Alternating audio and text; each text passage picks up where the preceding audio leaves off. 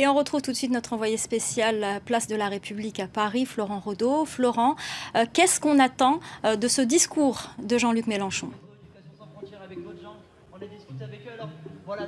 Eh bien, les militants, les milliers de militants présents ici attendent bien sûr un discours engagé de Jean-Luc Mélenchon, le leader de la France insoumise. Plusieurs sujets seront bien sûr mis sur la table par Jean-Luc Mélenchon. L'abrogation de la loi travail, la loi El Khomri qui cristallise bien sûr beaucoup de tensions, beaucoup de critiques dans cette partie de la gauche. L'abrogation également des traités de libre-échange, le TAFTA avec les États-Unis et le CETA avec le Canada qui vraiment irrite ici les militants. On a entendu beaucoup de militants qui nous ont parlé évidemment de ces accords de libre-échange. Également, très important, la révocation des élus et le référendum populaire. C'est la grande initiative lancée par Jean-Luc Mélenchon lors de cette campagne présidentielle. Et puis, il y a un mot d'ordre. Bien sûr, nous sommes place de la République à Paris. C'est le début de la 6e République et la fin de la 5e. C'est ce que veut Jean-Luc Mélenchon aujourd'hui.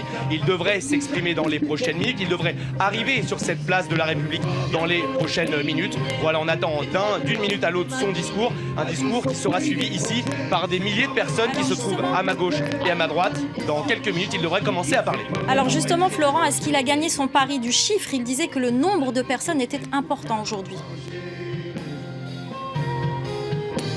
Oui, le chiffre de comparaison, c'est 120 000. Pourquoi 120 000 ? Puisque le 18 mars 2012, juste avant le premier tour de l'élection présidentielle, Jean-Luc Mélenchon avait réussi à réunir 120 000 personnes devant lui. Aujourd'hui, les organisateurs tablent sur 110 000 au bas mot. On n'a pas encore les chiffres évidemment officiels des organisateurs et de la police, mais nous avons pu parcourir évidemment le cortège. Nous avons fait ce chemin entre la Bastille et la République avec ce cortège. Il y avait énormément de monde, des jeunes, des moins jeunes, des gens de toutes les classes populaires.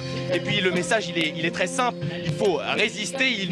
Des gens qui ne veulent plus du pouvoir en place, tous ces gens-là nous disent finalement que le président a trop de pouvoir et qu'il faut rendre le pouvoir au peuple. Ce sera évidemment tout l'intérêt de ce discours très attendu de Jean-Luc Mélenchon, le leader de la France insoumise.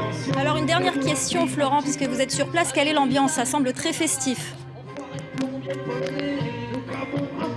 Oui, l'ambiance est bon enfant, Myriam, vous l'avez dit, une ambiance très festive. Je vous l'ai dit, des jeunes, des moins jeunes, des gens qui sont venus en famille, nous avons vu des retraités également, et puis des gens qui viennent, c'est très surprenant, de l'extérieur, de pays étrangers. Nous avons croisé des Écossais, nous avons croisé des Allemands qui sont venus exprès aujourd'hui pour voir à quoi ressemble finalement une journée de gauche, un rassemblement de gauche, puisqu'ils nous ont confié que dans leur pays, ça ne se passait pas du tout comme ça. Donc nous avons même des étrangers qui sont curieux et qui sont venus voir évidemment comment se passait ce rassemblement de la France insoumise. Pour l'instant, aucun débordement n'est à noter. Nous avons parcouru, je vous l'ai dit, ce cortège avec les militants. Une ambiance très bon enfant pour le moment. Aucun débordement à signaler. Merci beaucoup Florent. On reviendra vers vous bien entendu dès que Jean-Luc Mélenchon prendra la parole.